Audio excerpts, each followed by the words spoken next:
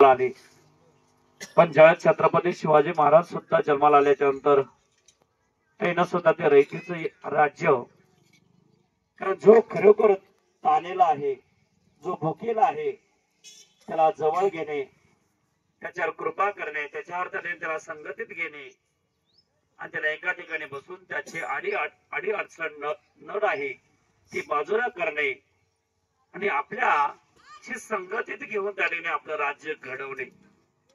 18 पगड समाज तो कुठल्याही जातीचा असो, कुठल्याही पंथाचा असो, छत्रपती शिवाजी महाराजांना त्यांचा पंथ किंवा त्यांची जात पाहून त्याला आपल्या जवळ घेतलं नाही. एक लक्षात ठेवा, त्याच्या पाठीमागचं कार्य, त्याची त्याने काय अडचण आहे, खरं त्याच्यावर अन्याय होतोय, मग ते अन्याय जो करतोय, कारण त्यालाही शासन करायचे आणि ज्याच्यावर अन्याय झालाय आणि त्याला सुद्धा न्याय देण्याचं काम छत्रपती शिवाजी महाराजांनी केलं.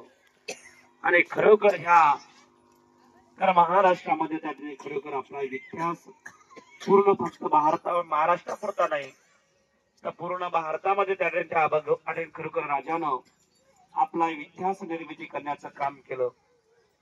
हिंदू स्वराज्य त्याने खरोखर एका विचारणा, एका भक्तीनं वाढवण्याचं काम केलं आणि अनेक राज्यांची त्याने हुकुमशाही त्याने पळून लावण्याचं काम केलं.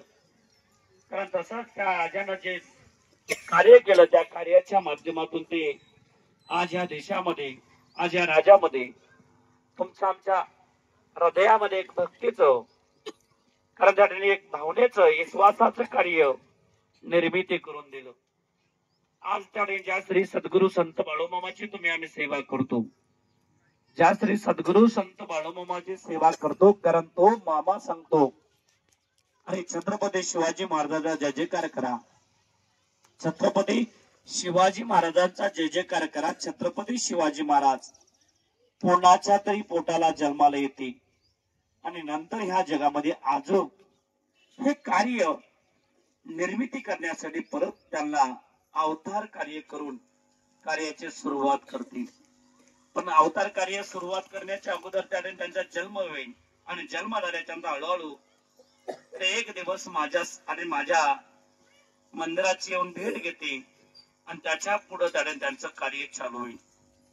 छत्रपती शिवाजी महाराजांचा तुम्ही आम्ही जय जयकार करतो, पण छत्रपती शिवाजी महाराजांचा जय जयकार करत असताना दारू पिऊन एन्जॉय करत उड्या मारत जय जयकार करण्यापेक्षा आनंदी स्वरूपातून त्यांचा जय जयकार करा, विश्वासानं त्यांची आराधना करा आणि त्या राजाचं नामचिंतन करत असताना सुद्धा एक आनंदी स्वरूपातून त्यांचा राज्य कारभार जो केलेला आहे तो कारभार 4 लोकांपर्यंत कशा पद्धतीने पोहोचित होईल आणि प्रत्येकाला आपल्या राज्याचं महत्व कसे कळेल हे प्रत्येकाने हे केलं पाहिजे. पण दारू पिऊन उगाच काहीतरी करणे आणि त्याच्यामुळे त्याने कुठं आपल्या राजांना जाण्याने राजाच्या नावाला गालबोट लागेल हा विचार आपल्या मनात ठेवून त्याने आपण कार्य केलं पाहिजे. कारण छत्रपती शिवाजी महाराजांना सुद्धा परत मामा सांगतो, ह्या प्रथमी तलावर मी जन्माला आले म्हणून सांगतोय.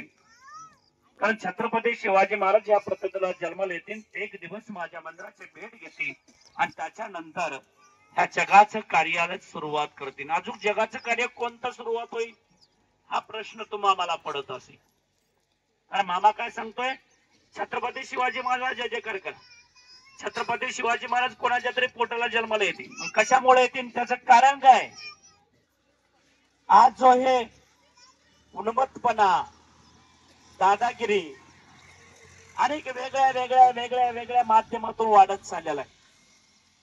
त्या ठिकाणी एक लक्षात ठेवा, त्या सृष्टीमध्ये अतोनात पापाचा डोंगर मातत चाललेला आहे. त्या पापाचा विनाश करण्यासाठी, दादागिरी नष्ट करण्यासाठी, हुकुमशाही नष्ट करण्यासाठी, हे नष्ट करण्यासाठी परत ह्या पृथ्वी तलावर छत्रपती शिवाजी महाराज जन्म होईल म्हणतोय मामा. कोणाच्या तरी पोटाला जन्माला येतील म्हणतोय आणि ते जन्माला आल्याच्या नंतर माझ्या मंदिराला नमस्कार करून आपल्या कार्याची सुरुवात करतील. मग आता कार्य कोणतं करणार आहेत? तर मामानं सांगितलेलं आहे, येईन येईन कापा कापी छुपाछुपी रक्ताचे पाठ होईल. येईन येईन कापा कापी छुपाछुपी रक्ताचे पाठ होतील. कृष्ण गंगेच्या काठी 9,00,000 बांगडी फुटेल म्हणतोय. 9,00,000 बांगडी फुटेल म्हणतोय. तर 9,00,000 बांगडी म्हणजे याचा अर्थ तुम्ही विचार करा किती लोक मरणार आहेत. तर मामा काय सांगतोय, येईन येईन कापा कापे छुपा छुपे रक्ताचे पाठ होतील. फुटतीन फुटतीन 9,00,000 आणि बांगडी 9,00,000 बांगडी त्याने कृष्ण गंगेच्या काठी फुटतील. पण एक विचार करा, 9,00,000 बांगडे जे फुटणार आहे, तर 9,00,000 लोक आणि त्या महिलाच्या आता त्या बांगड्या फुटणार आहेत. एवढा कापा कापीचा रक्ताचा पाठ होणार एक लक्षात ठेवा. म्हणून त्याच्यासाठी तुम्ही आम्ही जाग झालं पाहिजे आणि तुम्ही आम्ही त्या जाग्या होऊन आपण जेवढं होईल तेवढं जागे होता तेवढं तुम्ही आम्ही जागे राहायचा एक लक्षात ठेवा. म्हणून त्याच्यासाठी आज आपण तुम्ही आम्ही खरं आज बाळू मामा हा 18 पकड समाज खरं एका ठिकाणी येण्याचं काम करतो. 18 पकड समाजाला मामा घेऊन चालण्याचं काम करतो. याच्या पाठीमागं काय, तर मामानं सांगितलं होतं, अरे इथून पुढे जाती धर्माचे लोक भांडण खेळत बसतात.